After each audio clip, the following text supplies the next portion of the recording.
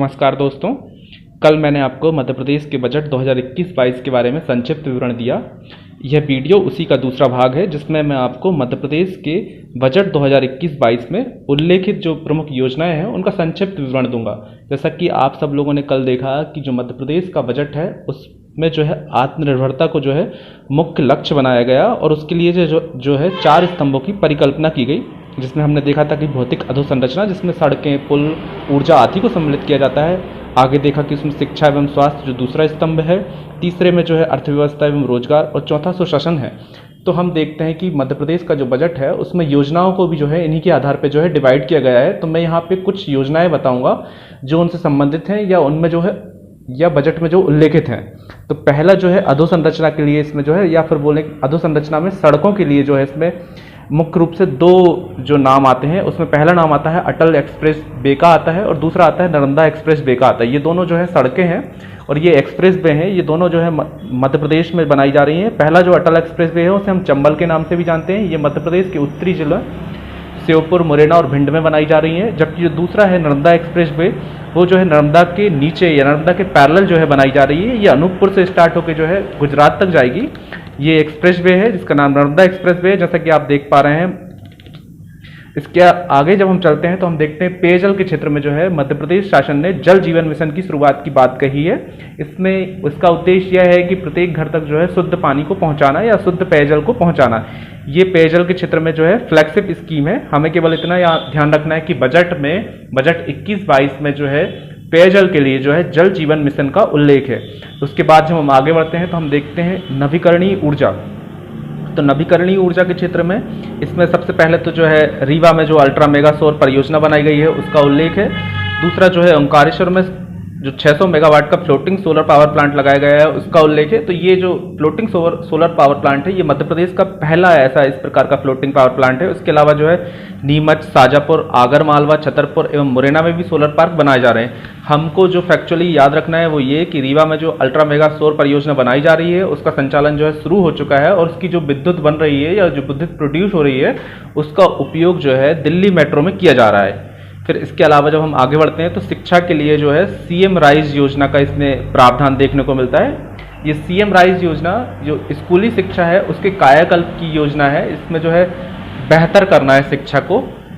इसके बाद जब हम आगे बढ़ते हैं तो अगला जो टॉपिक आता है इसमें बजट में वो है कृषि। तो कृषि के क्षेत्र में जो है एक महत्वपूर्ण योजना चलाई गई है, उसका नाम है किसान कल्याण योजना।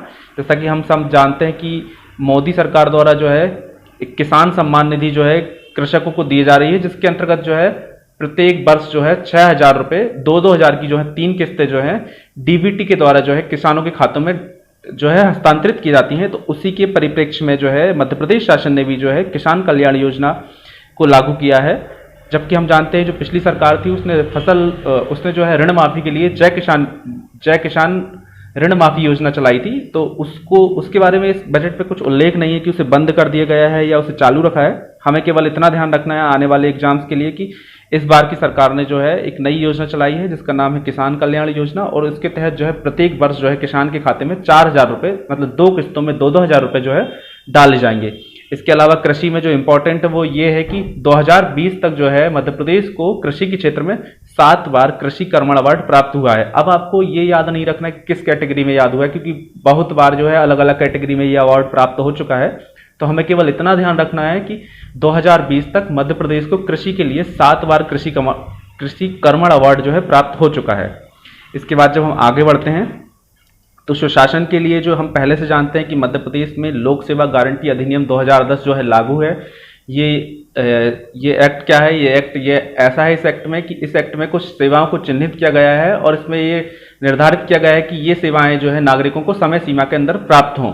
अब इसी में जो है इसी को और अच्छा बनाने के लिए इसकी बेहतर जो है इम्प्लीमेंटेशन के लिए इसमें यह किया गया है कि मान्य अनुमोदन, मतलब आप अगर किसी सेवा के लिए जो है अनुमोदन करते हैं या आप किसी सेवा के लिए जो है रिक्वेस्ट करते हैं और वो चिन्हित सेवा है, मतलब लोक सेवा गारंटी अधिनियम के अंतर्गत आती है और अगर आपको वो समय सीमा में प्राप्त नहीं होती है तो वो जो सेवा है आपको स्वतः जो है प्राप्त हो जाएगी। मतलब कहने का मतलब जो है कि अगर आप मान लीजिए जाति प्रमाण पत्र बनवाने के लिए आपने जो है तहसील कार्यालय में जो है अनुमोदन किया, और वो तहसील कार्यालय द्वारा आपको 1 महीने की समय सीमा जो दी गई है उसमें अगर वो प्रमाण पत्र नहीं बनता है तो जिस दिन मतलब सीमा समाप्त होगी उस दिन जो है कंप्यूटर द्वारा वो स्वतः ही प्रमाण पत्र बन के आपको प्राप्त हो जाएगा।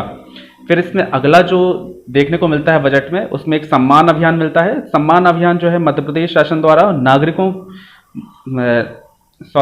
सम्मान अभियान जो है मध्य प्रदेश सरकार द्वारा महिलाओं के सम्मान के लिए या जन चेतना के लिए जो है स्टार्ट किया गया है। इसमें क्या है, सोशल मीडिया और जो ख्याति प्राप्त पर्सनालिटीज हैं उनका जो है सहयोग करके महिला सम्मान के प्रति जो है जन जागरूकता करना है।